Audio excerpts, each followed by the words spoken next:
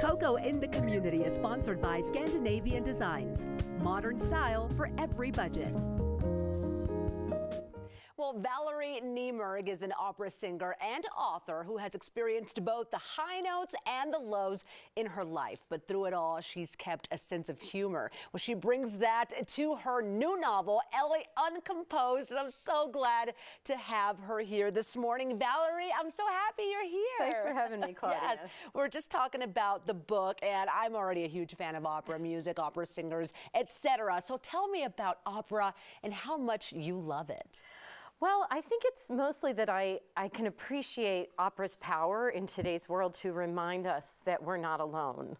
Yeah, that is so very true. And look, I started with opera very, very young, and I knew from that moment that it would just transport me into a whole new world when I listened to it, but it really does have that power. Well, do you have to be an opera lover, though, to truly enjoy the book that you have written, or is it for everybody? No, not at all, no. Elly Uncomposed is just a crazy story, a fun story about a timid 21st century woman who gets thrown against her will into the 18th century and has to deal with sexual politics and confront obstacles from leprosy to witch hunts and how to cook an eel, you know, and wearing corsets and impractical shoes and all those sort of conveniences we take for granted in 21st century. So it's a very common story, but just happens to take place in an opera story that she recognizes. Okay. So when she confronts a new obstacle or a new problem, she's constantly flashing back to her life at the opera to find the answers. How do I deal with this? Well, she learns as she goes along that everything she needed to know, she learned at the opera. Wow, it's so interesting. Well, there's somewhere along the lines, there's got to be a personal story that you must have lived that somehow influenced you into writing this book. Tell me about that. Well, Elly probably came about because I had to sit backstage so much.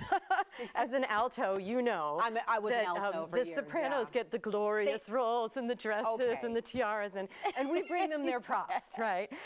So you get a lot of time to sit backstage and listen to the soprano and baritone hash it out. Right. And I remember sitting backstage at Dayton Opera once, and it was Marriage of Figaro, and I remember there's this big long scene in the second act where Cherubino's locked in the closet, and the Count spends 20 minutes trying to get into that closet to prove his wife is cheating on him, right? And we're sitting back there, and I'm sitting backstage, and I think, how would a 21st century woman handle this? Well, a 21st century woman would probably take a darn axe and break that door down. Oh my goodness, yes. And so Elly was kind of born out of this sitting backstage waiting to bring the soprano her next prop.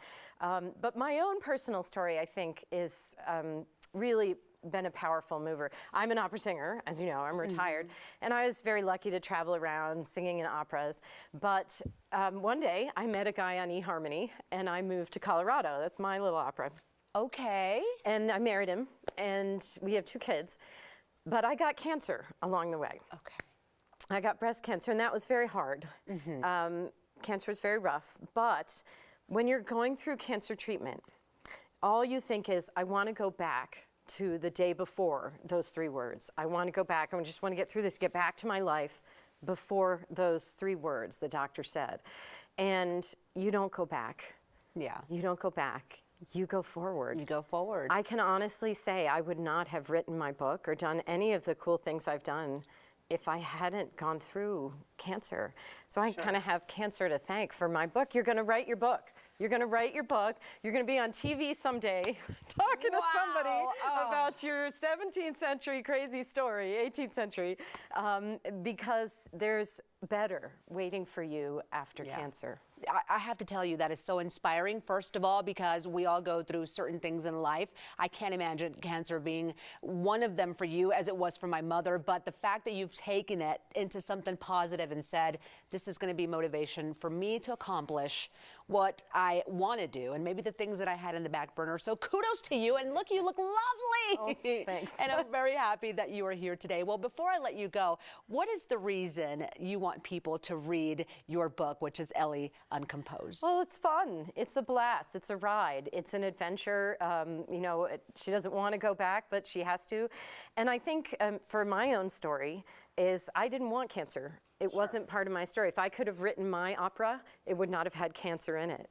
And Elly doesn't want any difficulties in her life. She's kind of not living her life. She's kind of a reticent, hide in the pit kind of pianist.